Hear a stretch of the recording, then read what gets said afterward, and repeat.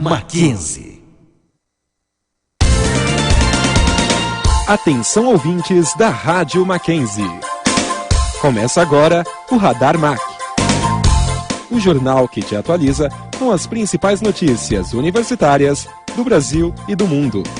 Uma produção dos Mackenzistas, em parceria com o Núcleo de Produção e Desenvolvimento Acadêmico da Universidade Presbiteriana Mackenzie.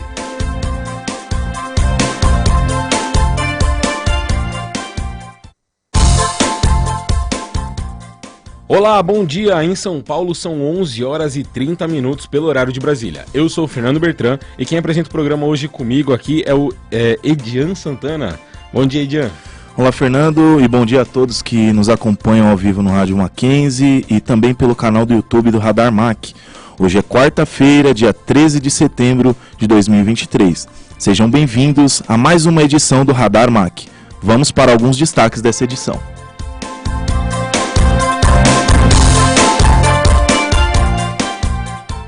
Lula defende voto sigiloso do STF. Medicamentos de alto custo fornecidos pelo SUS e determinações do STF. Tragédias no Rio Grande do Sul.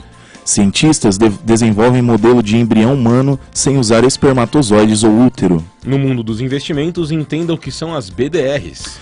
Golpes de Estado na África, causas e consequências. 50 anos do golpe militar no Chile. A chegada do filme O Som da Liberdade nos cinemas. Índia anuncia os planos para mudar de nome. Eliminatórias da Copa do Mundo na América do Sul.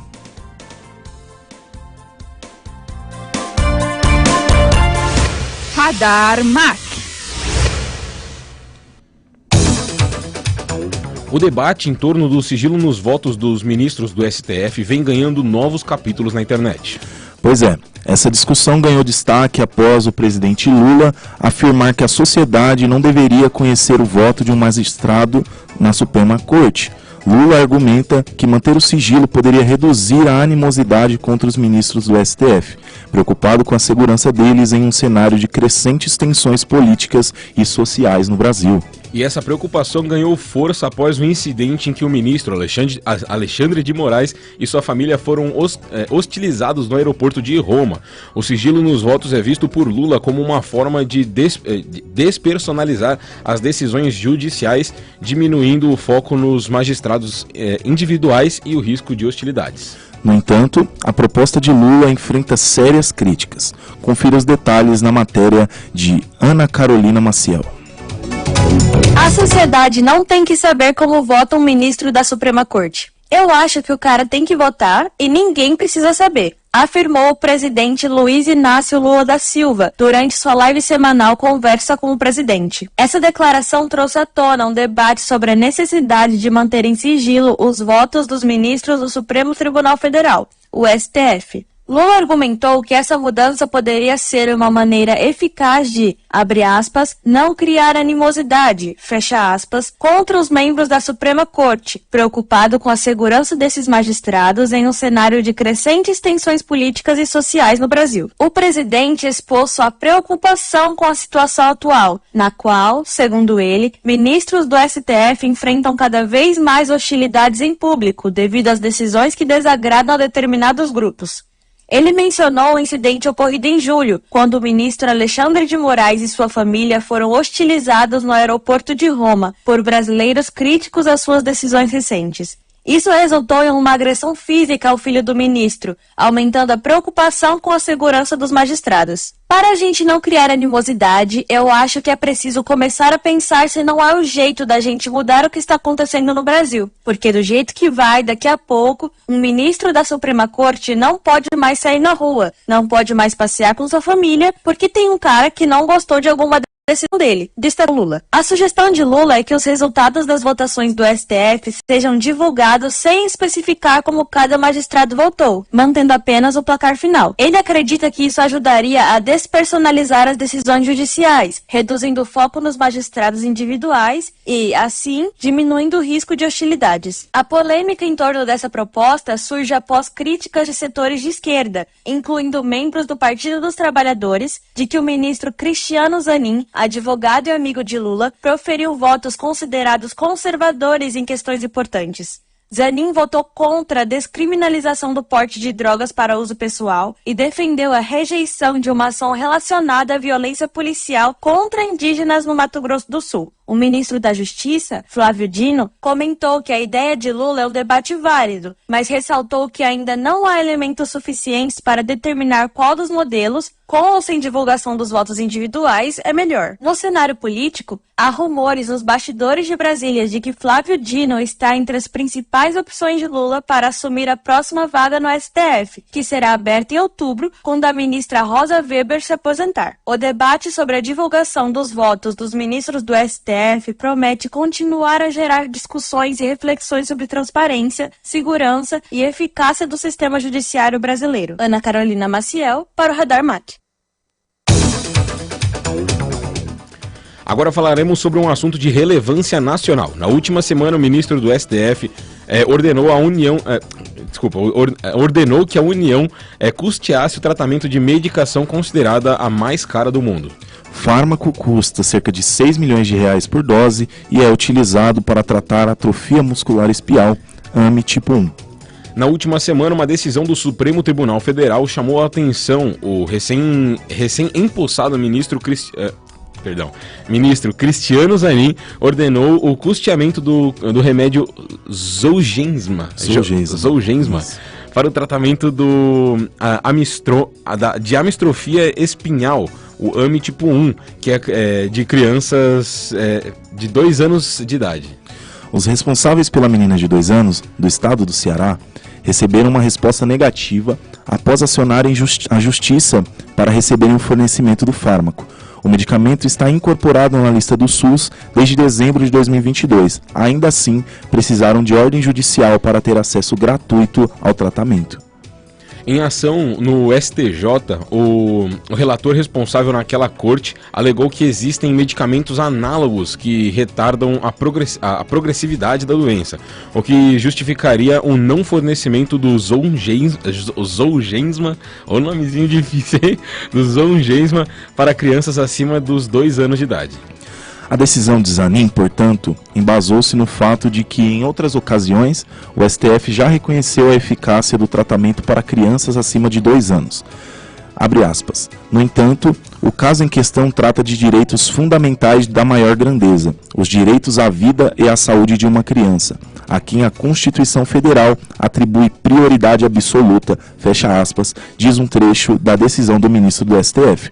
Como não há nenhuma decisão definitiva, sempre que um tratamento não está na lista do SUS, a família precisa recorrer à justiça, o que abre um amplo questionamento se existem recursos suficientes na União para atender a todos os casos de tratamento de alto custo.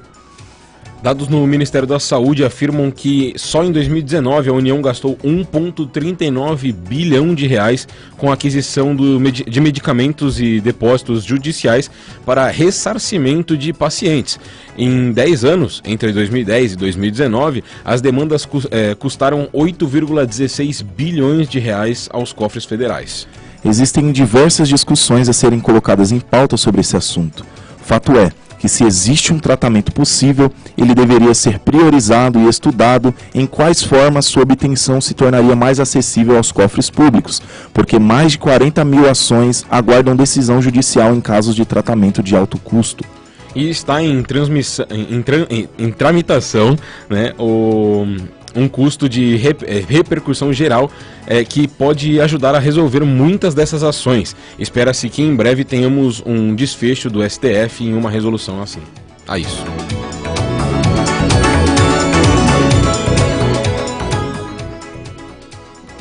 Trazemos uma preocupante notícia vinda do estado do Mato Grosso, que nos alerta sobre os impactos do desmatamento e da construção de usinas hidrelétricas na região norte do estado.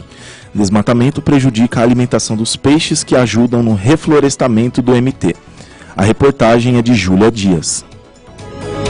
Segundo pesquisadores da Universidade Federal de Mato Grosso, essas ações humanas estão ameaçando a alimentação dos chamados peixes jardineiros, em especial o matrinchã. Estes peixes desempenham um papel fundamental no reflorestamento de áreas devastadas. O Matrinchã, como é conhecido, atua como o verdadeiro jardineiro dos rios. Por meio de um processo natural, durante a época de cheia, ele espalha sementes de árvores pelas águas, que germinam quando as águas baixam. Assim, contribuem para o renascimento da vegetação nas margens dos rios. No entanto, o desmatamento desenfreado e a construção de usinas hidrelétricas na região norte de Mato Grosso têm causado danos irreparáveis à mata ciliar da Bacia dos Tapajós, que é o 5º maior afluente da Bacia Amazônica.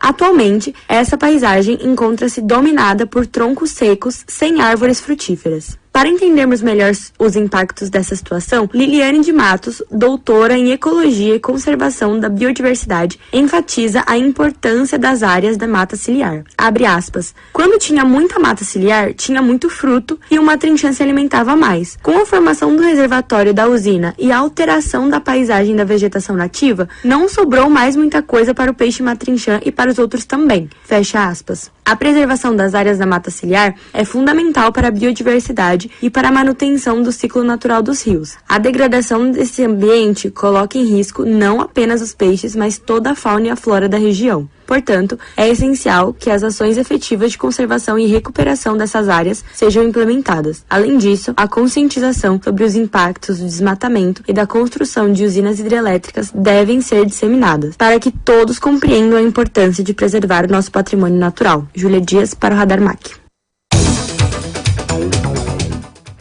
Um ciclone extratropical atingiu o Rio Grande do Sul na segunda-feira, dia 4 de setembro.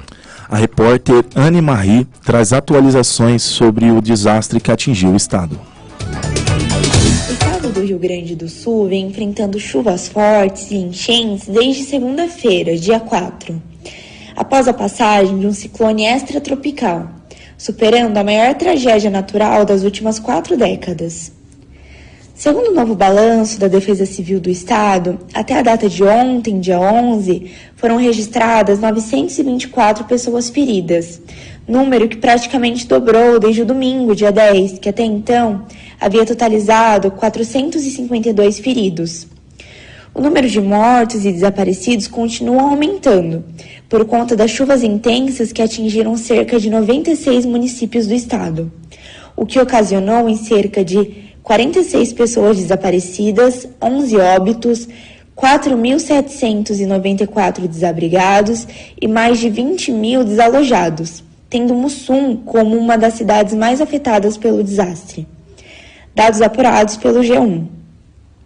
O vice-presidente Geraldo Alckmin, do PSB, esteve no Rio Grande do Sul junto com um comitê de 8 ministros. Segundo o governo federal, será repassado um valor de 741 milhões de reais em ajuda que serão distribuídos entre Ministério da Saúde, Ministério da Defesa, Ministério dos Transportes, Ministério do Desenvolvimento e Assistência Social, Ministério do Desenvolvimento Agrário, Ministério das Cidades, Ministério da Integração Nacional e Ministério da Previdência Social. Anne Marie, para o Radar MAC. O agressor de Victor Meinel, Yuri de Moura Alexandre, foi indiciado por lesão corporal, falsidade ideológica e injúria por atos homofóbicos pela Polícia Civil do Rio de Janeiro.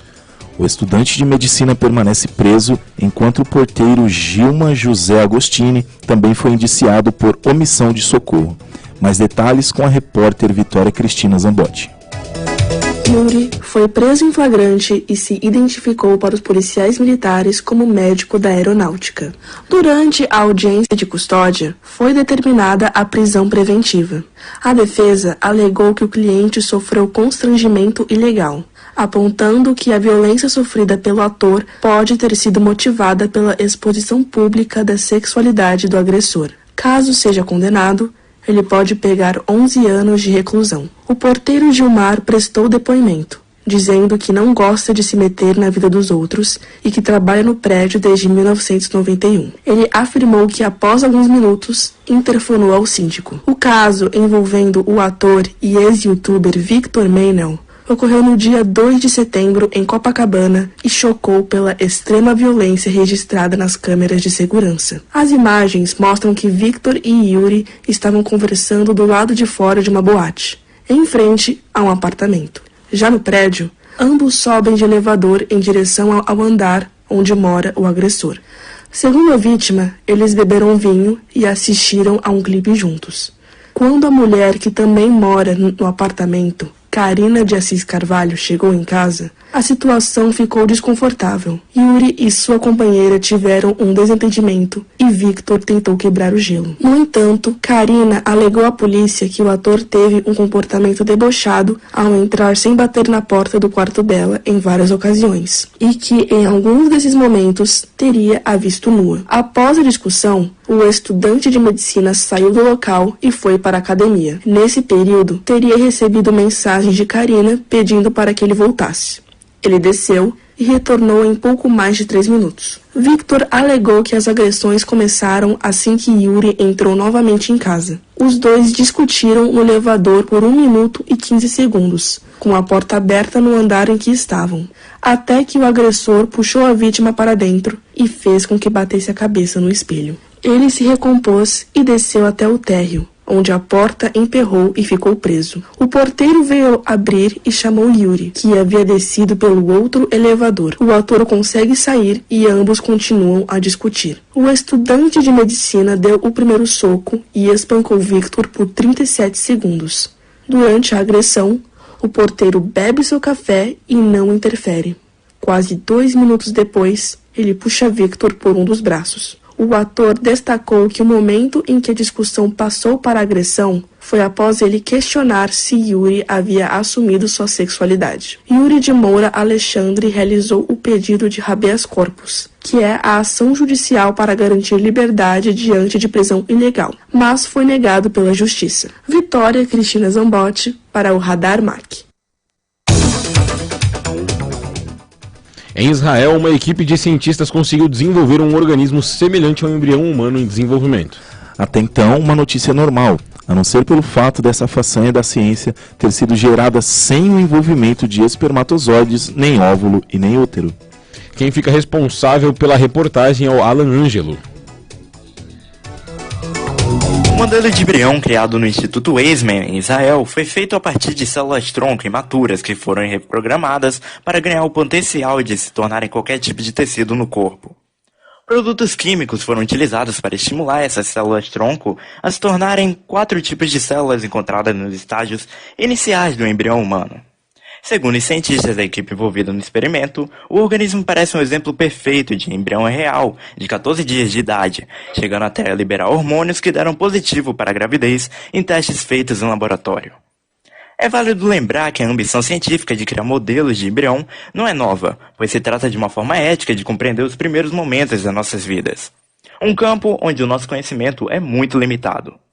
É nessas primeiras semanas após o espermatozoide fecundar o óvulo em que ocorrem mudanças dramáticas, um momento crucial para a ocorrência de muitos dos abortos espontâneos e defeitos congênitos, mas que é pouco compreendido pela comunidade científica. A expectativa é que modelos de embriões possam ajudar os cientistas a explicar como são criados diferentes tipos de células, além de observar os primeiros passos na construção dos órgãos do corpo e compreender o desenvolvimento de doenças hereditárias ou genéticas. Tal trabalho levanta a questão se o desenvolvimento do embrião poderia ser imitado após a fase de limite imposto por muitos países à investigação científica em embriões humanos, que é de 14 dias. Alan Ângelo, para o Radar MAC. Semana passada eu trouxe uma matéria que explicava aí o significado dos códigos das ações, e eu acabei citando sobre as BDRs, e hoje eu venho então explicar para vocês o que são essas BDRs no mundo do mercado financeiro. E o que seriam essas BDRs, Fernando? Bom, as Brazilian Depository Receipts, ou simplesmente BDRs, são recibos das empresas negociadas no exterior. Ou seja, por meio das BDRs é possível investir nas maiores empresas globais, as maiores empresas estrangeiras, e diversificar a sua carteira. Tudo isso sem precisar criar uma conta aí numa corretora, numa bolsa de valores externa, no exterior, tipo a Nasdaq nos Estados Unidos, por exemplo. Uma mudança na regra da bolsa de valores brasileira fez muito barulho no final dos anos 2020, dos anos 2020, parece que foi muito tempo, mas no final de 2020, que é a liberação da negociação das BDRs para investidores comuns, digamos assim. Até então, os investidores eram restritos apenas, esses investimentos, eram restritos apenas apenas para os investidores chamados investidores qualificados, ou seja, aqueles que possuíam acima de R$1 milhão investidos na bolsa. A novidade chamou a atenção, afinal, pela primeira vez, os investimentos em empresas de outros países, né, poderiam ser comprados, né, as ações poderiam ser compradas por investidores comuns aqui no Brasil. Ah, sim. E como funciona, né? Como funcionam esses investimentos em BDR? Certo, agora que vocês já entenderam o que são as BDRs, né, dá para explicar um pouquinho aí como investir nessas BDRs. Bom,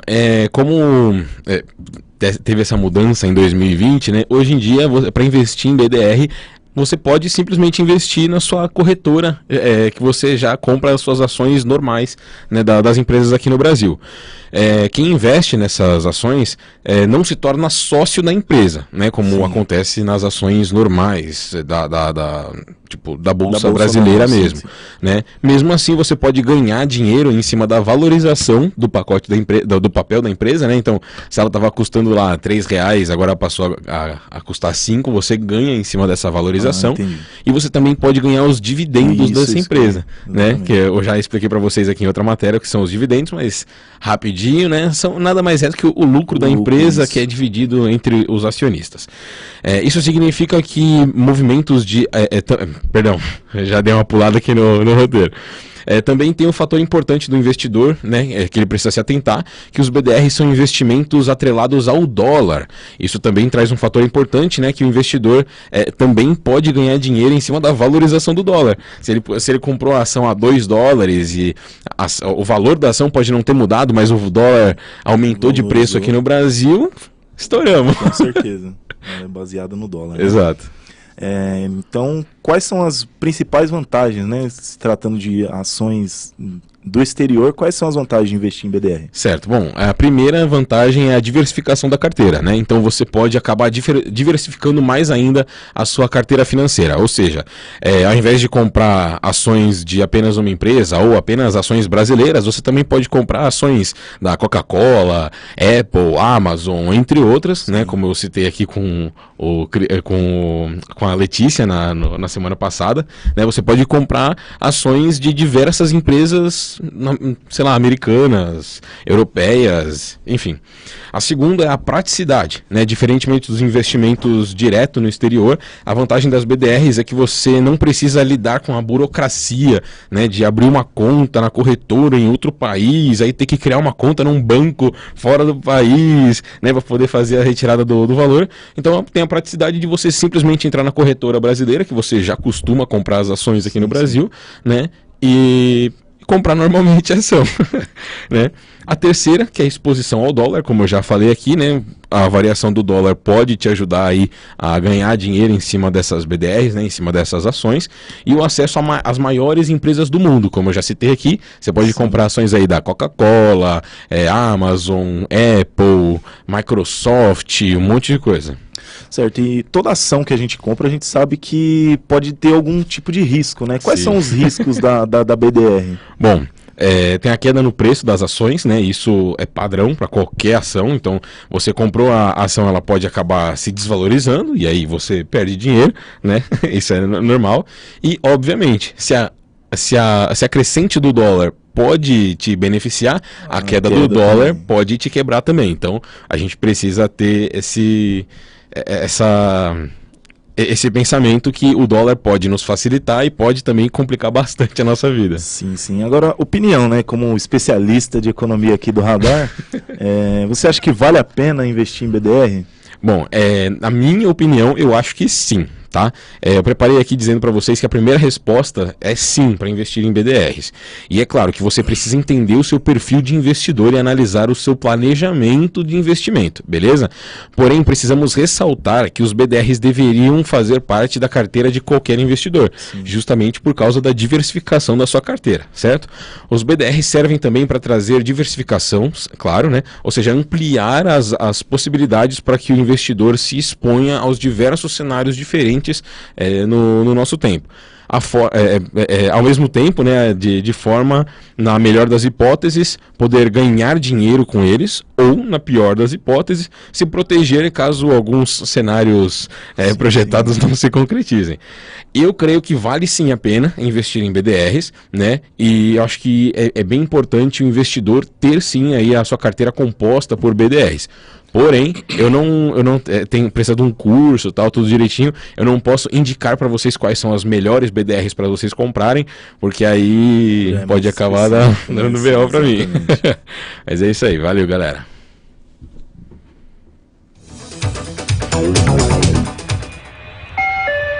Atenção, senhores ouvintes, estamos pousando no Radar MAC. Agora, notícias internacionais.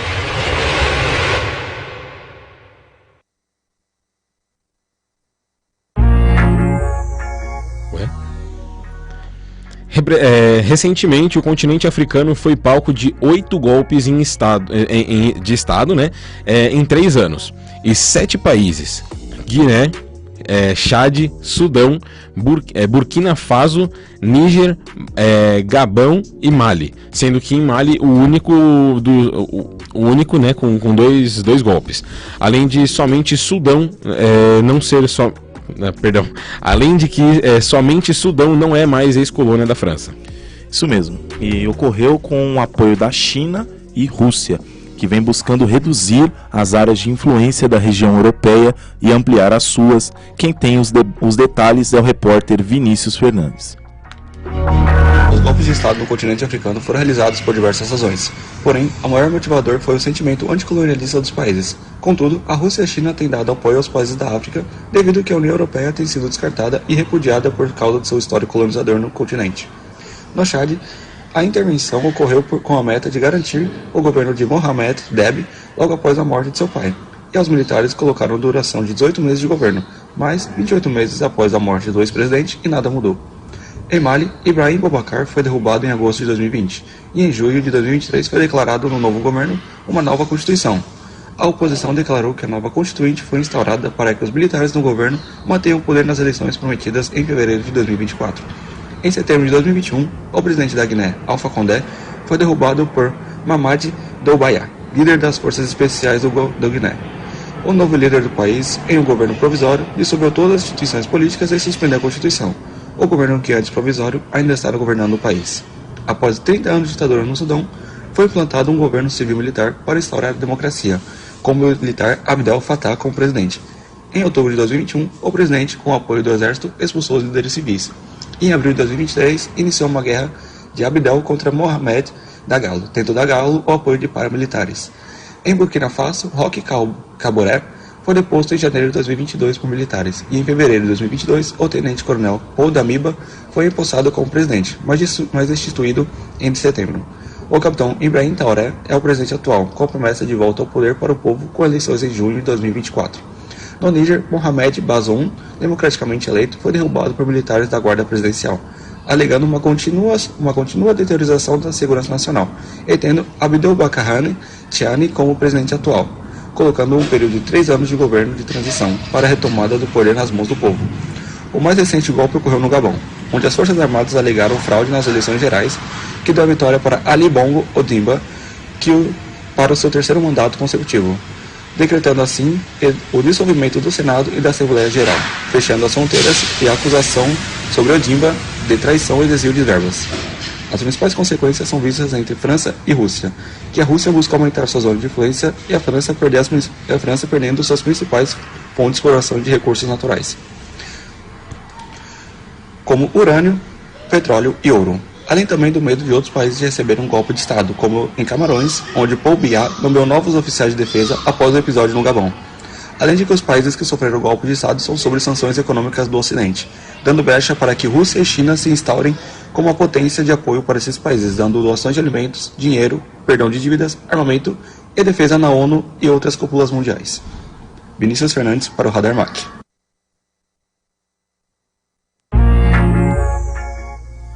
Na segunda-feira, dia 11, se cumpriu 11 anos do golpe militar no Chile. Em 1973, Militares com a ajuda dos Estados Unidos e apoio de burguesias nacionais e internacionais derrubaram o presidente eleito Salvador Allende. A reportagem é de Tristan de Azevedo.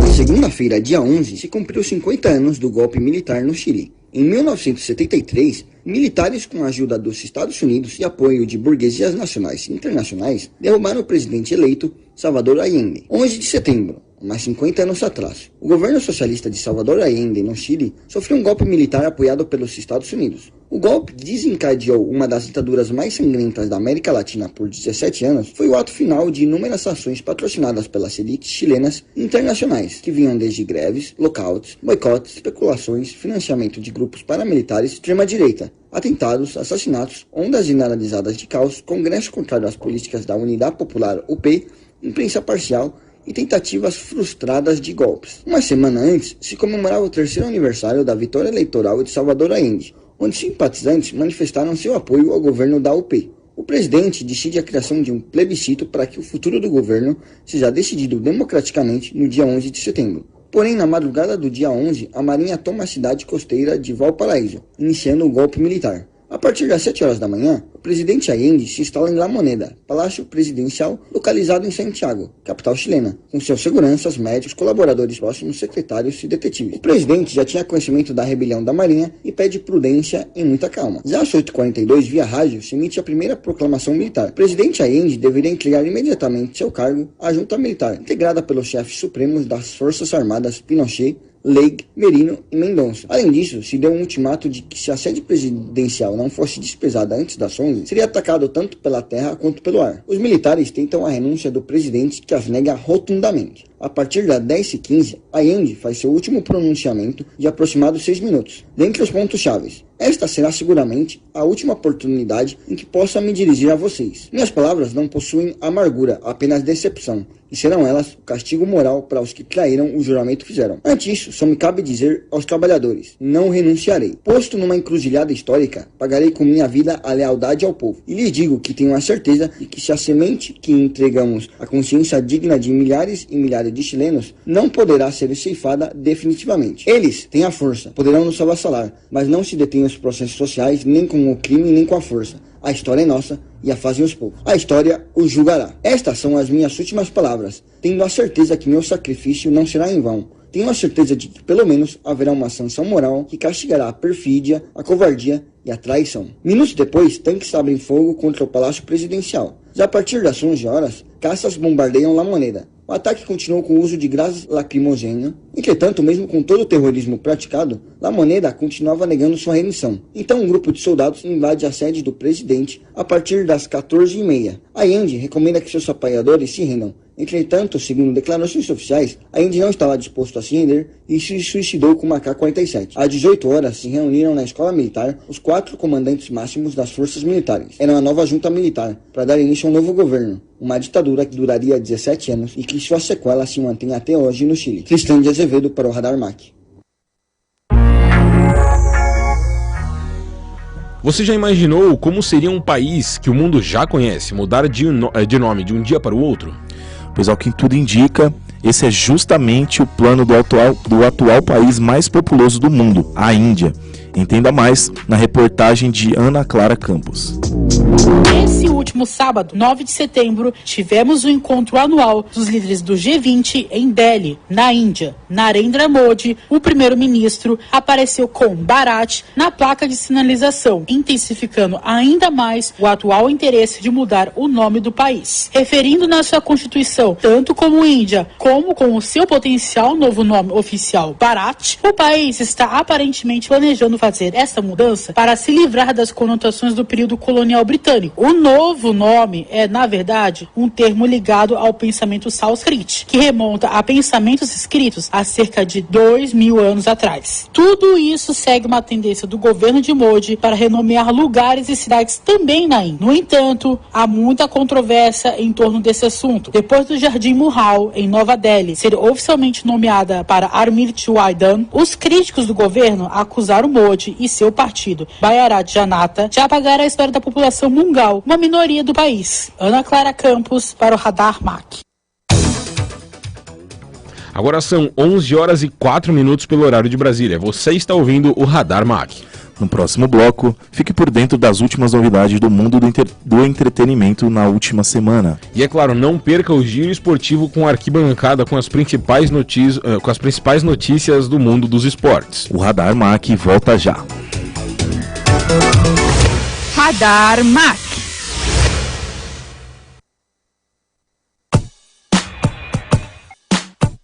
Radar MAC volta já.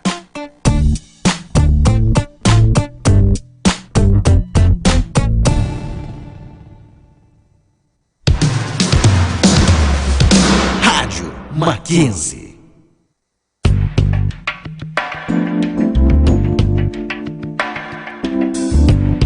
O trabalho do jornalista é fundamental para a construção de uma sociedade democrática. E no mundo com a quantidade imensa de informações, sua participação é cada vez mais importante. É o jornalista que vai apurar, analisar e investigar para que essas informações cheguem de forma clara ao público.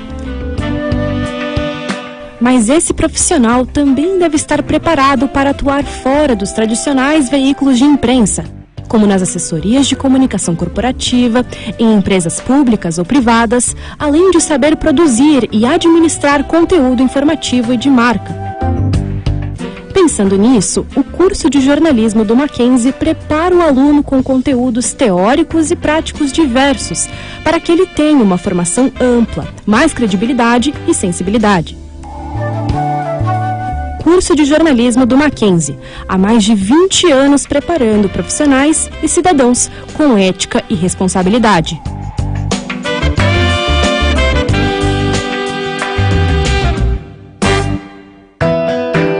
Estudar é uma forma de ampliar horizontes. E no Mackenzie, sempre é hora de aprender. Não importa se você é criança, adolescente ou adulto, porque aqui você sempre encontra educação de qualidade, do ensino fundamental à pós-graduação. Descubra o que o Mackenzie pode oferecer. Mackenzie, um mundo para você.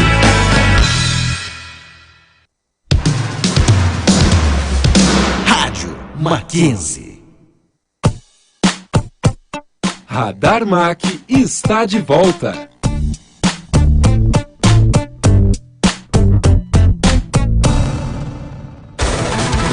Cinema, Cultura, música, tudo que rola no mundo do entretenimento. você confere agora no Rádio X.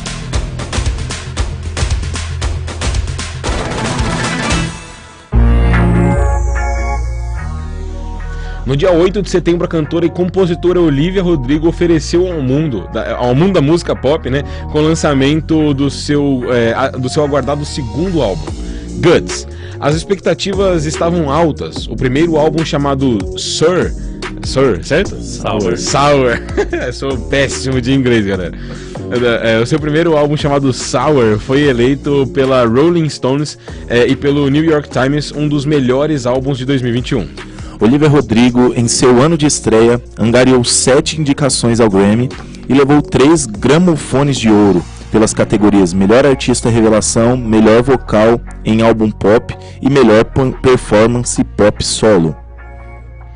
O nosso repórter Alan Batista está aqui para contar mais sobre o álbum e fazer análise da faixa a faixa, né? Bom dia, Alan. Seja bem-vindo ao programa do Radar MAC. Bom dia, Fernando. É Edian, né? Isso. É Edian, falei certo? Certo. É um prazer estrear, viu, aqui no Rádio MAC para falar de música. Bom, seja bem-vindo aqui ao Radar MAC, primeiramente. Obrigado. Né? E antes de fazer a análise do álbum, você teria alguns números, certo? Certo. Do álbum. Os números que eu vou falar são números de reprodução do álbum. Certo. Porque assim que a Olivia Rodrigo lançou o álbum no Spotify, ele fez alguns números impressionantes. Ela conseguiu colocar todas as faixas no top 23 da parada global do Spotify e conseguiu fazer 60 milhões de streams, ou seja, foi reproduzido 60 milhões de vezes assim que o álbum saiu. Isso é bom porque significa que o público tava a fim de escutar e gostaram, aclamaram o álbum dela, mas a crítica especializada também gostou e aclamou o álbum. Você pode explicar o que significa sophomore? Certo. Vocês já viram esse termo, sophomore? Não. No high school dos Estados Unidos, quando o aluno entra no high school, no ensino médio, o primeiro ano ele é júnior e no segundo ano ele é o sophomore. Entendi. E aí o último é sênior, e aí sempre que um artista lança o primeiro álbum é chamado de debut lá fora. E aí o segundo álbum é chamado de sophomore, em referência a esse negócio de segundo ano do high school, do ensino médio. Então, sempre que um artista lança um segundo álbum, a gente fala sophomore. Entendi, tá certo. E como a crítica especializada recebeu o sophomore da Olivia Rodrigo? Perfeito. Existe um agregador de críticas que é o Metacritic. Eu não sei se vocês já ouviram falar dele. Para os filmes, a gente tem o Rotten Tomatoes, ele é um agregador de crítica de filme. Para música, para jogo de videogame, a galera usa o Metacritic, que ele agrega as críticas especializadas e a do público. E ele tá com uma nota 93, que é uma nota alta. A Rolling Stone chamou o álbum de clássico instantâneo, falou que ele é ambicioso, bastante íntimo, e aí outras plataformas, mídias, o The Guardian, que é um jornal britânico, destacou as letras, falou que são afiadas, e o jornal britânico Independent também diz que nada mais pode parar a Olivia Rodrigo agora na carreira dela. Certo, e aí estoura o álbum, né? Imagina, chove entrevistas para ela responder. Então, Sim, o que ela falou sobre o disco, sobre entrevistas, né? Nas entrevistas. Perfeito. Ela explodiu em 2021, no meio da pandemia, então ela viu a carreira dela ascender dentro do quarto dela. E ela falou que nesses 2 anos ela sente que amadureceu décadas. Eu acho que a gente passa por isso às vezes, sente que algumas semanas são anos e alguns anos são décadas, e a pandemia distorceu também a nossa percepção de tempo. Com certeza. Mas ela falou que sente que amadureceu décadas. E aí, como ela ficou muito famosa, ela disse que sentia que talvez as letras falariam de fama agora e que o público não se identificaria mais. Porém, ela conseguiu escrever de uma maneira que ainda ressoe com o público dela, que são, na maior parte, meninas, adolescentes ou no início da juventude. Uma coisa que eu até destaquei aqui é que quando ela surgiu, em 2021... ela me lembrava muito a Alanis Morissette, assim, não é eu que fiz essa comparação, a mídia falou que ela era tipo a nossa Alanis Morissette da nossa geração, porque a Alanis Morissette nos anos 90 veio com o álbum dela, o Jagged Little Pill, que tinham letras afiadas sobre decepção amorosa, falava palavrão, era desbocada, e a Olivia Rodrigo trouxe essa essência também de revolta, de angústia, de decepção, de ser desbocada, de xingar. E aí, falando da produção, quem produziu o álbum foi um carinha chamado Daniel Negro, que ele tem uma banda de indie, de punk rock, de música emo, então dá pra sentir bastante essas influências no Guts. Aí, quais são os gêneros principais do segundo álbum dela? Punk, pop rock, um pouco de grunge, new wave, que é um gênero que surgiu no início dos anos 80 e veio do punk rock. Tem influência de folk, The Cure, Beatles dos anos 70, Blonde, Avril Lavigne, Dolly Parton. E aí eu fiz uma análise aqui faixa a faixa dos... A primeira faixa chama All American. Como é que fica com palavrão aqui no rádio? Pode usar a palavra de baixo calão aqui? Thiago, mandou aqui pra nós. Ok? Não ok? Ok. Não, a parte do palavrão que o Alan falou. É porque tem... Não pode, né? Não, beleza. Então não pode a parte do palavrão, a parte do palavrão a gente... Corta, eu vou dar uma suavizada aí, que a primeira faixa se chama All American, e aí tem um palavrão, mas é típica garota americana. Ela começa com uma pegada folk, que lembra bastante uma música dos Beatles que chama Blackbird, que é do White Album, e aí no refrão ela explode um punk rock bem animado, e essa faixa é interessante porque, bom, ela tinha 17 anos quando ela fez o primeiro álbum dela. Então a galera falava que as letras eram muito infantis, muito de adolescente, muito melodramáticas, e aí ela responde isso nessa faixa. Ela fala, I know my age and I act like it. Tipo, eu sei qual a idade que eu tenho e eu só tô agindo conforme. Então ela assume essa postura de emocionada e um pouco adolescente, infantil. A segunda faixa foi aqui eu mais fiquei surpreendido, que chama Bad Idea Right, que ela é uma faixa um pouquinho mais experimental. Ela é toda falada em cima de uma linha de baixo, e ela é muito psicodélica, lembra bastante a era psicodélica dos Beatles. Em 66 eles lançaram um álbum chamado Revolver, que começava a brincar com rock psicodélico, e aí a ponte ao solo de guitarra dessa faixa é bem essa pegada, Beatles psicodélico dos anos 60. Aí tem a terceira faixa, Vampire, foi single, que lembra bastante o primeiro trabalho dela, o Sour, bem dramática, teatral. A quarta faixa, Lace, ela é uma ode a Dolly Parton, que é mais conhecida nos Estados Unidos, né, uma cantora de country muito famosa. E a Dolly Parton tem uma música que chama Jolene, que fala sobre uma outra garota que ela inveja e tal. E aí, a princípio, quando você escuta, você acha que ela tá falando de uma amiga ou de alguém que ela gosta, e é uma menina que ela tem inveja, na verdade. Como é que vocês são com música pop? Vocês consomem? Cara, eu consumo pouco. Também acho muito pouco. Eu sou mais da... Cara, eu sou um jovem no corpo de um velho. Quer dizer, eu sou um velho no corpo de um jovem.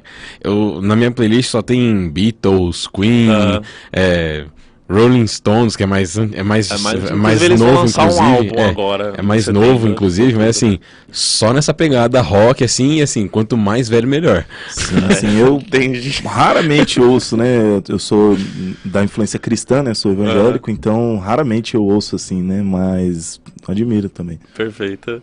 É legal você falar isso, que você escuta mais antigo, porque apesar dela ser jovem, você deve estar percebendo que as referências que eu tô falando, ela pegou, são bastante antigos. Por isso que eu achei interessante fazer uma análise faixa a faixa do álbum, porque eu achei curioso, assim, as referências. Principalmente porque o punk rock, ele voltou com tudo nos últimos anos, né? Sim. De pop eu escuto mais o MPB. Porque não deixa de ser pop. Exato, mas é que assim... E velho também, tipo, muito velho. Entendo o que você quis dizer. Aí a quinta faixa se chama Balada de uma Garota que Foi Educada na Escola, porque ela foi homeschooled, né? Ela não teve... Não sei se a vida toda, mas ela estudou a maior parte do tempo de casa. Fala sobre isso, lembra bastante a Avril Lavigne, é puro punk rock dos anos 2000. A sexta faixa se chama Making the Bed. Tem uma expressão em inglês que chama You made the bed, now you lie in it, que é tipo, você fez a cama, agora deita. Tipo, você plantou, agora colhe. Uma tradução, uma adaptação seria algo mais assim. E a faixa fala sobre isso e fala sobre a fama dela. Ela fala que se sente ingrata às vezes porque ela ficou muito famosa e ela leva uma vida dos sonhos, mas ela sente que não é como ela imaginava. Então essa faixa ela fala disso. A faixa 7 Logical, é uma balada. Eu não sei se vocês conhecem esse termo, falando de música, assim, de gênero musical. Baladas são músicas no piano, que normalmente vão ser mais lentas e normalmente são endereçadas a uma pessoa com um teor mais romântico. Então, quando fala balada em gênero musical, é isso. Músicas lentas, normalmente com um teor mais romântico. E aí essa faixa lembra mais não tem tanta novidade sonoramente e liricamente, lembra mais o primeiro álbum dela, do Sour, de 2021. A faixa 8 se chama Get Him Back, que é a que eu achei mais divertida. No início dos anos 2000, tava muito na moda em rádio bandas de rock que tinham um pouco de rap. Tipo o Red Hot Chili Peppers, a Avril Lavigne tem uma música que chama Nobody's Fool, que tem bastante rap. E aí ela brinca com isso, ela é uma música que é um rap rock. E lembra bastante também One Way or Another, da banda Blondie, pelo conteúdo lírico, que fala sobre vingança. Ela fala que quer o ex-namorado dela de volta, mas não porque ela ainda gosta dele, mas porque ela quer se vingar, fazer ele se sentir ciúmes ou esculachar ele. A faixa 9 se chama Love is Embarrassing. Eu achei muito legal também, porque ela é uma faixa New Wave. E o New Wave é um gênero que surgiu no final dos anos 70 do punk rock e se tornou algo muito popular. E aí daí veio o New Wave, veio a-ha, Tears for Fears, o New Wave foi o gênero mais popular dos anos 80. E essa música, ela brinca com isso. o que a gente sente escutando esse álbum, o Guts, é que é como se a gente estivesse vendo um filme Coming of Age, que são aqueles filmes de amadurecimento, sabe? Tipo, é Clube dos 5, Curtindo a Vida Doidada, é como se fosse uma trilha sonora. Muito bons. Desses filmes, Belíssimos filmes. Sim. Filmes sensacionais. Perfeito. Esse CD é como se fosse uma trilha sonora desses filmes, sabe? Sim, muito bom, muito bom. Coming of Age. E a faixa 10 também é uma balada, piano, mais melancólica, e é legal porque ela faz, sonoramente, ela reproduz uma melodia da primeira música dela, que fez sucesso, que é Driver's License, que foi seu primeiro grande hit. Então ela reproduz ela faz um reprise de uma melodia de outra música dela mais famosa. Faixa 11, Pretty Isn't Pretty, é uma faixa soft rock, mid-tempo, que é do gênero Dream Pop. Bandas do Dream Pop é tipo The Cranberries, bandas indies. Fala sobre autoaceitação, distorção de imagem e como que, por mais que nos esforcemos para nos sentir bonitos, especialmente acho que para as meninas existe mais essa pressão estética, você nunca vai ganhar a guerra e nunca vai ser bom o suficiente. Então na música ela fala Pretty isn't pretty enough. Eu nunca me sinto bonita o suficiente, algo assim. Certo. E a última faixa, Teenage Dream, falaram que é um aceno para uma música da Katy Perry, de 2010, que é a Teenage Dream, mas uma versão triste dela, porque ela fala I'm sorry that I couldn't always be your teenage dream, que é me desculpa por não ser o seu sonho adolescente. E é uma resposta tanto provavelmente para uma decepção amorosa dela, mas também para os seus ouvintes, para os seus fãs, que ela fala, olha, eu tenho a vida dos sonhos, eu sou famosa, mas nas minhas letras não vão mostrar isso, não vão oferecer um sonho adolescente, vão ser tristes, vão falar das minhas angústias, revoltas, tristezas, mesmo supostamente ela tendo uma vida de um teenage dream, de um sonho americano. Aí para concluir, eu destaquei aqui a Pitchfork, que é uma revista muito conhecida também lá fora para fazer avaliação de música, e eles são muito críticos, muito chatos, muito ácidos, mas eles deram uma nota 8 pro álbum Guts, da Olivia Rodrigo, falando que o álbum é mordaz, carismático e transforma as humilhações rituais da adolescência em um espetáculo exagerado. E aí eu acho que com esse trabalho cheio de referências aí maduras, com bastante coesão, eu acho que ela mostra que ela veio pra ficar bastante tempo, assim, no mundo da música, pelo menos como compositora. É isso, foi essa análise faixa a faixa do Guts, da Olivia Rodrigo. Cara, matéria completíssima, sensacional. Muito obrigado pelas informações, Alan. Que isso, obrigado. Bom dia aí, obrigado pela track by track, né? Faixa por faixa do novo álbum aí da Olivia. Obrigado por me receber na estreia aqui. Obrigado. E belíssima estreia, foi muito valeu, fenomenal aqui no rádio. Parabéns. Que isso, foi só uma pesquisinha só de não, musical. Foi fenomenal sua matéria hoje. Muito obrigado, viu, cara? Valeu. Fernando e Diana, bom dia pra gente. Bom dia pra nós.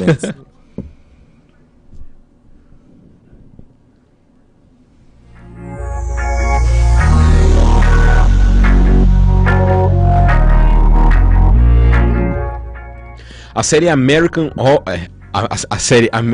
Horror Story ganha seu trailer da mais nova temporada. Sendo Emma Roberts e Kim Kardashian as estrelas do trailer, esta é uma matéria feita pelo repórter Gabriel Pereira. Na quarta-feira, dia 6 de setembro, a série American Horror Story ganhou seu primeiro trailer da nova temporada, baseada em um livro de Danielle Valentine. A história conta a vida de um casal que tenta engravidar, mas sente que forças sobrenaturais estão atrapalhando o processo de terem seu primeiro filho. A série antológica, criada por Ryan Murphy e Brad Falchuk, mostra o enfoque nas personagens principais de Emma Roberts e Kim Kardashian neste novo cenário. O projeto, que se tornou um fenômeno ao redor do mundo, se reinventou em mais uma renovação, contando como esta a sua 12ª temporada, intitulada como Delicate. As histórias já passaram por diferentes universos, como um circo, o apocalipse, um hotel e um asilo. American Horror Story Delicate está marcado para sua estreia em 20 de setembro nos Estados Unidos. Enquanto isso, as 11 primeiras temporadas da série se encontram disponíveis aqui no Brasil pela plataforma de streaming Star Plus. Gabriel Pereira para o Radar MAC.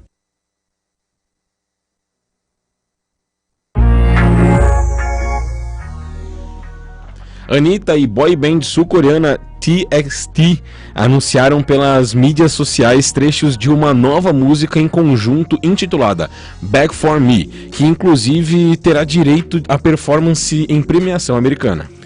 O novo single colaborativo será lançado dia 15 de setembro nas plataformas.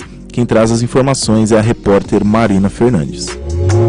A cantora Anitta vem ganhando muita popularidade no mundo inteiro e já possui canções em diversas línguas, além do português, como por exemplo sua música que atingiu o top 1 das paradas musicais em espanhol. E agora estreará no universo da música pop coreana com sua nova faixa Back For More, parceria com a boy band coreana TXT. Os fãs ficaram surpresos com a parceria inesperada e se tornou um dos assuntos mais comentados nas redes sociais Brasil afora, após um trecho da música ter sido divulgada na conta oficial do TikTok dos artistas. E com certeza promete ser um grande sucesso.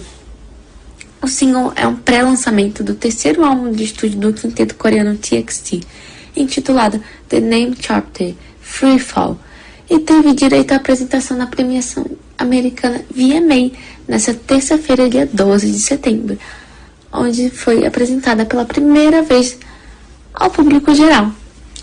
A música será lançada oficialmente nas plataformas musicais nesta sexta-feira e representará um marco na carreira internacional da cantora Anitta, demonstrando o quanto ela vem conquistando espaço na indústria musical internacional.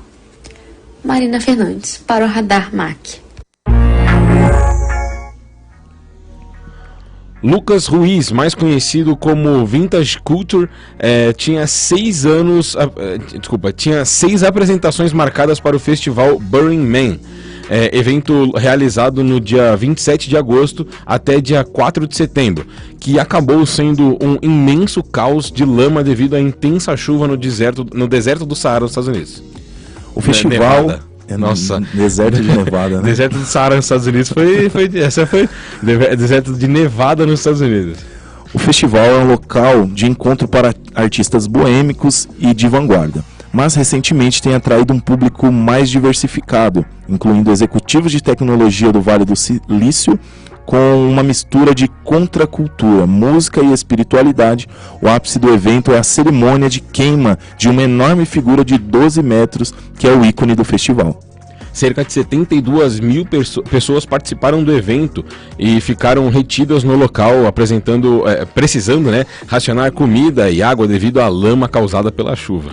De acordo com seu empresário Felipe Gaspar, o DJ conseguiu sair da área afetada pela tempestade. No momento, o Lucas está descansando após ficar preso na região onde o festival deveria ocorrer.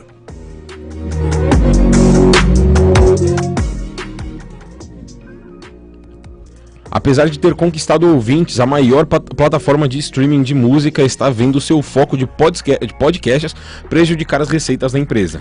O Spotify fez um investimento de $1 bilhão nos últimos anos para garantir talentos de primeira linha e expandir sua biblioteca de podcasts para mais de 5 milhões de programas. E quem nos traz mais informações é o repórter Lucas Henrique Santos. Em 2019, o Spotify fez uma grande aposta no nicho dos podcasts e os resultados foram notáveis. O número de ouvintes cresceu incrivelmente, aumentando em 10 vezes em relação ao ano anterior. Isso significa que dos 220 milhões de assinantes, cerca de 100 milhões estavam sintonizados em podcasts. No entanto, nem tudo estava indo às mil maravilhas. Apesar do aumento no público, os podcasts não estavam gerando o lucro esperado para a plataforma. A maioria dos podcasts exclusivos do Spotify simplesmente não estavam sendo lucrativos. Isso resultou em uma perda significativa de $565 milhões nos primeiros 6 meses deste ano. A situação ficou tão séria que a empresa teve que tomar medidas drásticas. Isso incluiu demissões, redução da programação e o término de várias parcerias com criadores de conteúdo. Agora, o Spotify está percebendo que os podcasts não são um grande sucesso financeiro que pareciam ser. A ideia inicial era que a receita viria principalmente de anúncios inseridos nos episódios dos podcasts. No entanto, mesmo que o Spotify e outras plataformas de áudio ganhem mais dinheiro com publicidade do que com assinaturas, os podcasts ainda representam uma pequena parte desse bolo. Apesar das expectativas ótimas de que a receita de podcast nos Estados Unidos atingiria um recorde de 2,3 bilhões esse ano, esse número poderia dobrar até 2025, essa cifra ainda parece pequena quando comparada ao enorme mercado digital da publicidade, avaliado em 200 bilhões de dólares. No entanto, nem tudo está perdido para o Spotify. No último mês, suas ações subiram 2,70% na cotação atual. Isso aconteceu apesar dos anos de prejuízo, indicando um crescimento constante da plataforma. No final do primeiro trimestre, mesmo com muitas perdas e demissões que o Spotify teve, a plataforma alcançou um novo marco, com 515 milhões de usuários ativos, tendo um aumento notável de 22% em apenas um ano. Lucas Henrique Santos para o Radar Mac. Chega nos cinemas do Brasil o filme Som da Liberdade, sucesso de bilheteria nos cinemas estadunidenses. O filme é baseado em uma história verídica de um ex-agente de segurança que resgatou crianças do tráfico de seres humanos. Quem traz os detalhes é a repórter Valentina Cruz. Estrelado por Jim Caviezel, o sucesso de bilheteria dos Estados Unidos, Sound of Freedom, Som da Liberdade, chega aos cinemas brasileiros no dia 21 de setembro deste ano. A Paris Filmes anunciou que fará a distribuição do filme no país. Som da Liberdade conta a história verídica de Tim Ballard, um ex-agente de segurança, fundador da Operation Underground Railroad, que resgata 2 irmãos traficados pela exploração sexual infantil na Colômbia. Alejandro Monteverde, diretor do filme, contou para a revista Vanity que assistiu um documentário sobre a exploração sexual infantil no ano de 2017 e não conseguiu dormir. Ficou pensando no que assistiu e foi inspirado para a realização do filme. Som da Liberdade já arrecadou mais de 165 milhões de dólares nos Estados Unidos. Tem sido relevante em todas as redes sociais e no Google, além de estar sendo muito comentado pelos líderes mundiais. O lema "Os Filhos de Deus não estão à venda", levantado pela produção de Sound of Freedom, tornou-se viral. Acima de tudo, porém, o principal objetivo dos produtores desse filme tem sido atingido. Ele tem promovido a conscientização de pais irresponsáveis sobre a exploração sexual de adolescentes e crianças, além de trazer mais pessoas para a luta contra o tráfico de seres humanos. Valentina Cruz. No próximo domingo, dia 17, se inicia a disputa pelo troféu de campeões da Copa do Mundo, da Copa do Brasil, perdão. Entretanto, nas últimas semanas, o jogo em si acabou ficando em segundo plano. O alto preço dos ingressos reacendeu a discussão sobre a elitização do esporte mais popular do país. Mais informações na reportagem de Lávio Abreu. A grande final da Copa do Brasil entre São Paulo e Flamengo está cada vez mais próxima. O debate sobre como as equipes vão jogar, quem é o favorito e outros tipos de temas relacionados, no entanto, acabaram ofuscados. A polêmica começou na noite do dia 1º. O Flamengo divulgou os preços para o jogo da ida do embate, que será realizado no Maracanã. Os preços variaram de R$ 400 até R$ 4.500. Os setores do estádio têm um aumento de até 300% no valor. Além disso, foi divulgado que os ingressos do setor visitante, destinados aos torcedores do São Paulo, teriam um valor de R$ 700. A polêmica foi tanta que até mesmo o Procon do Rio de Janeiro exigiu explicações por parte da diretoria do Rubro Negro. Já na quinta-feira, dia 7, foi a vez do São Paulo divulgar os preços, com setores variando entre R$ 200 e R$ 2.000. O presidente do Tricolor, Júlio Casares, divulgou que se utilizaria da reciprocidade, colocando os ingressos de visitante no Morumbi no mesmo valor do Maracanã. Mesmo com os altos preços, o Flamengo já divulgou a venda de 50 mil ingressos, enquanto o São Paulo anunciou que 44 mil lugares foram reservados. Essa sequência de acontecimentos deixa cada vez mais evidente que o futebol não é mais apenas um esporte, sendo nos dias atuais, acima de tudo, um produto comercial. Em vez de dar oportunidade às pessoas de classes sociais mais baixas, os clubes preferem capitalizar em cima do produto com o objetivo de ter mais lucro. Pouquíssimos clubes vendem seus ingressos em um preço acessível à maior camada da população, reforçando ainda mais a ideia de que o futebol é um esporte criado pelo povo, porém tomado pelos ricos. Infelizmente, não há nenhum sinal de melhora nesse problema, porém a esperança dos torcedores mais simples em ver seu time jogar sempre continuará viva. Lávio Abreu para o Radar Mac. Começa agora o Giro Esportivo do Radar Mac.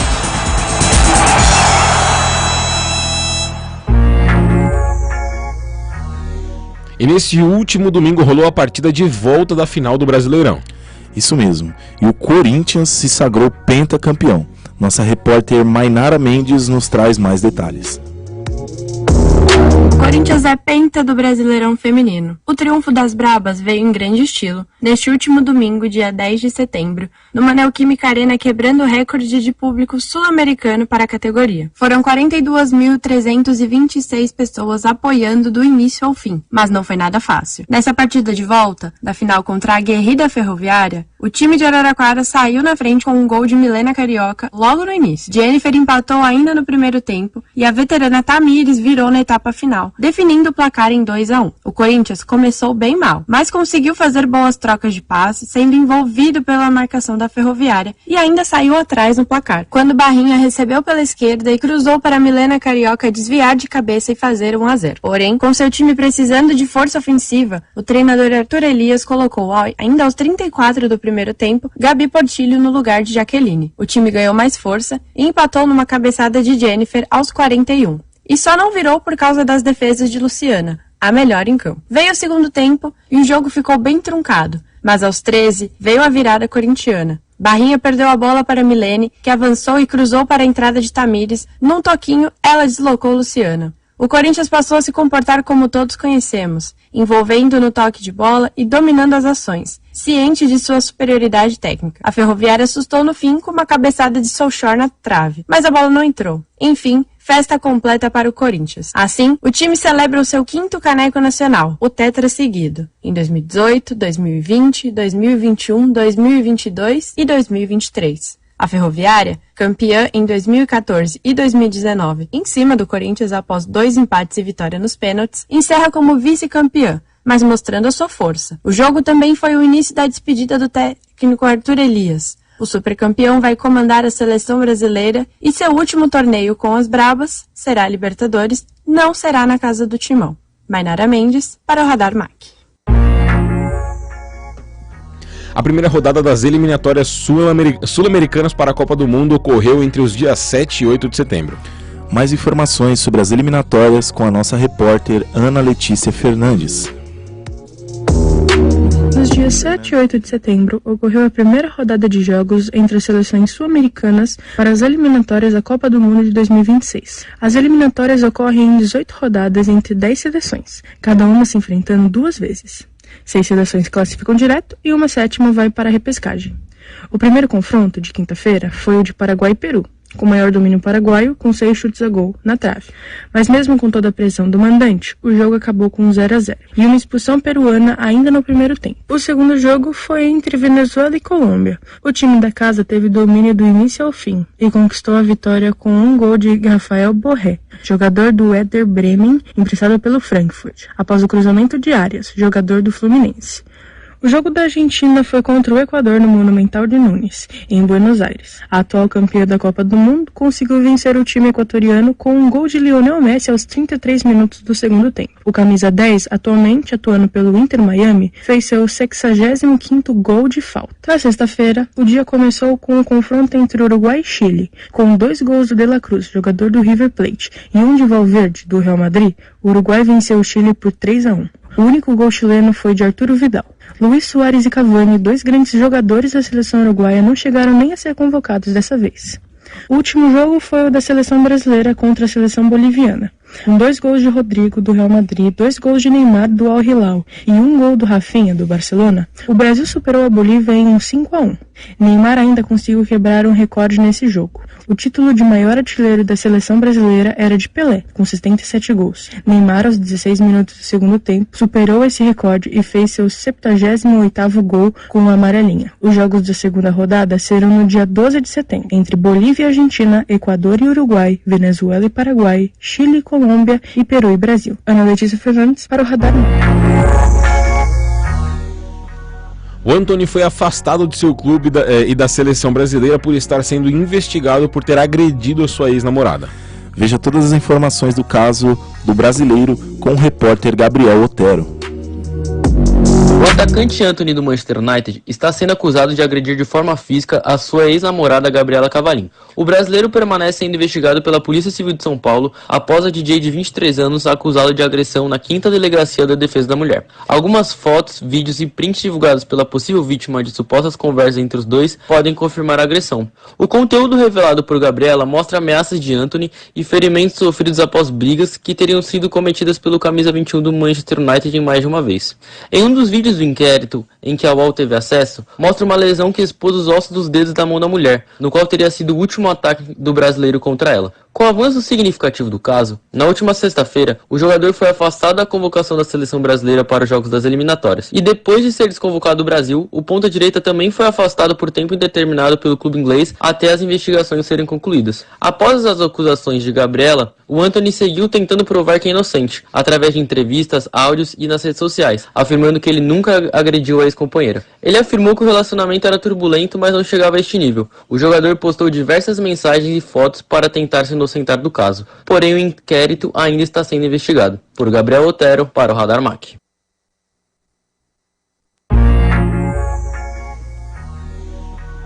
Nas últimas semanas, a fala do campeão mundial de atletismo viralizou na internet. O atleta Noah Lyles questionou o fato dos jogadores da NBA se considerarem os campeões do mundo jogando apenas contra os Estados Unidos. Agora, com a Alemanha sendo campeã da Copa do Mundo e com os Estados Unidos sem ao menos ganhar uma medalha, muitos estão questionando se eles ainda dominam o esporte que inventaram. Informações com o repórter Guilherme Rodrigues.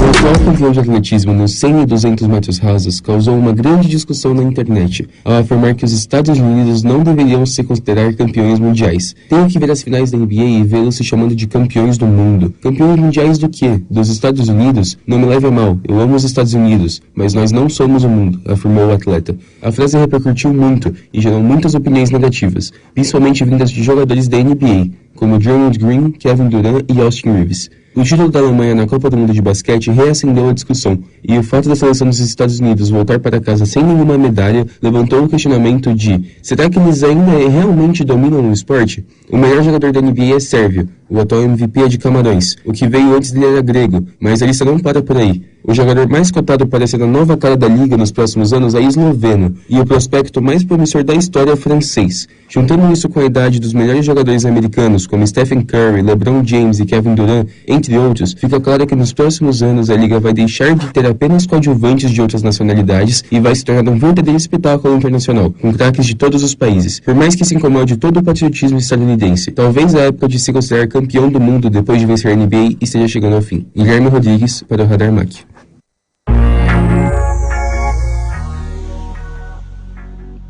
O futebol árabe teve a sua janela de transferências encerradas e no período de abertura não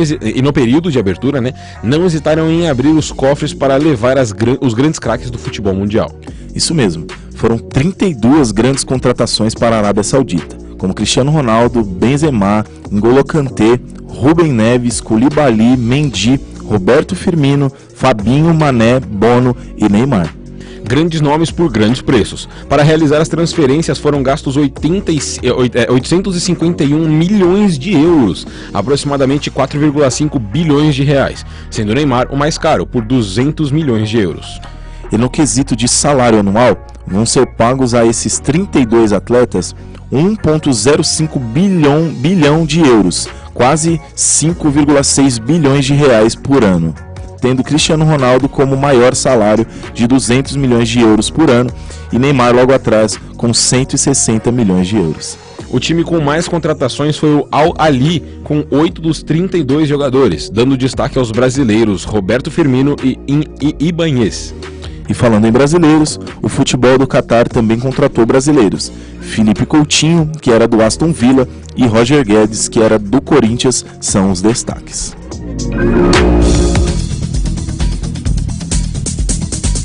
As emoções do esporte. A análise equilibrada da partida. Também é pauta do Radar Mackenzie. Começa agora o Giro Esportivo Arquibancada Mac.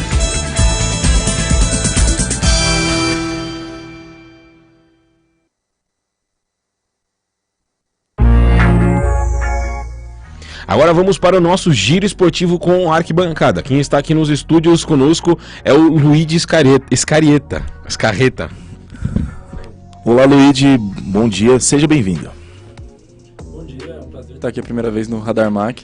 Minha estreia aqui, prazer estar aqui com vocês. Valeu, sim. Seja bem-vindo aí.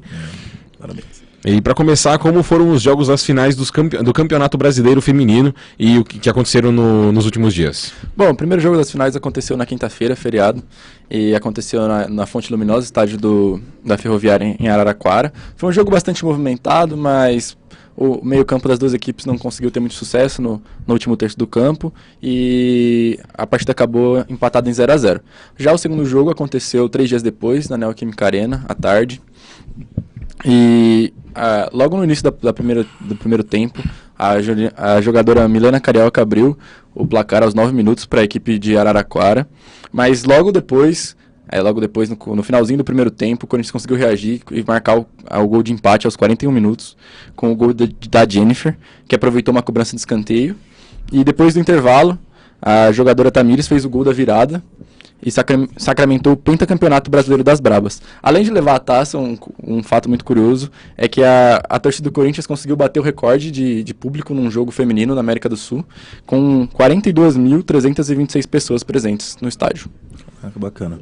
As eliminatórias para a Copa de 2026 já começaram. Fala um pouco aí sobre como estão sendo os primeiros jogos, as primeiras rodadas, por favor.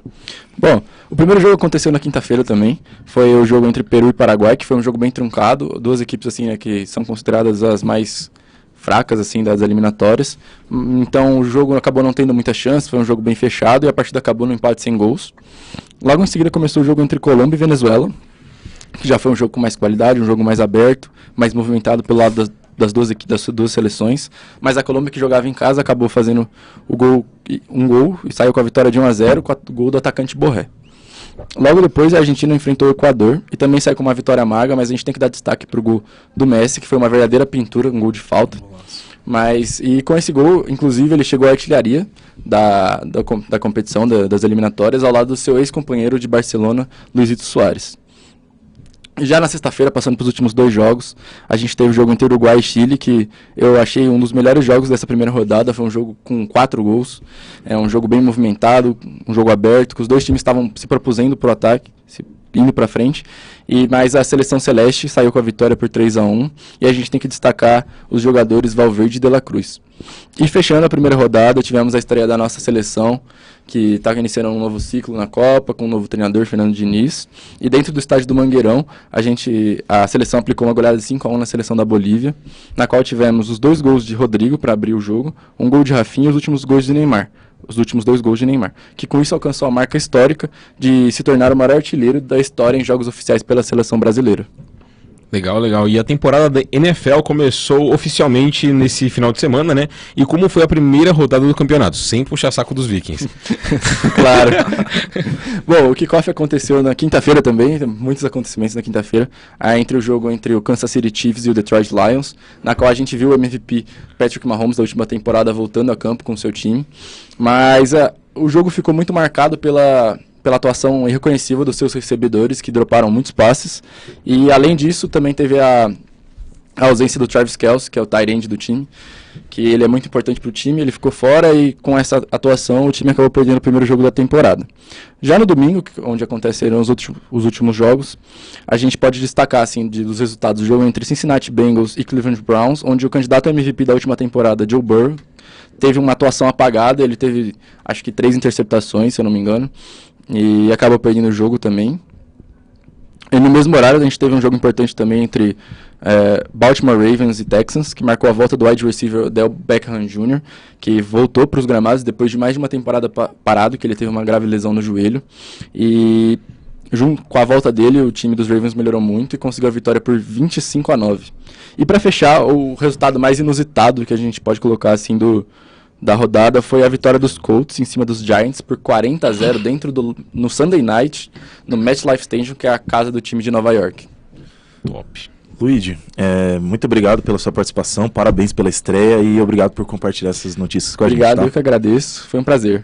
Valeu, Luigi, valeu.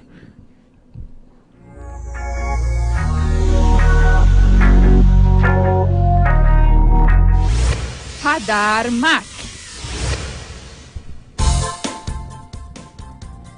E antes de encerrarmos, queremos expressar o nosso agradecimento, né, a você que nos acompanhou até aqui. Agradecimentos especiais ainda a toda a equipe do Radar Mac, da Rádio Mackenzie e do Núcleo de Produção e Desenvolvimento Acadêmico da Universidade Presbiteriana Mackenzie. O Radar Mac está ficando por aqui. A edição de hoje logo mais estará disponível no YouTube. E não deixe de seguir as nossas redes, @Radar Mac. Quarta-feira da semana que vem estaremos de volta no mesmo horário, às 11h30 da manhã. Até lá. Até lá.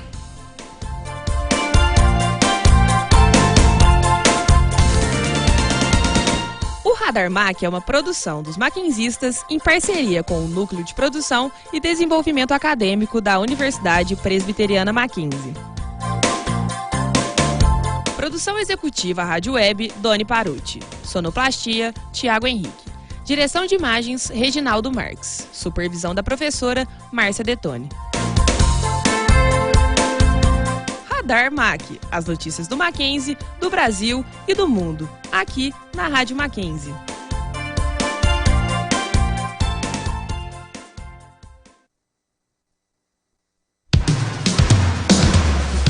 Rádio Mackenzie.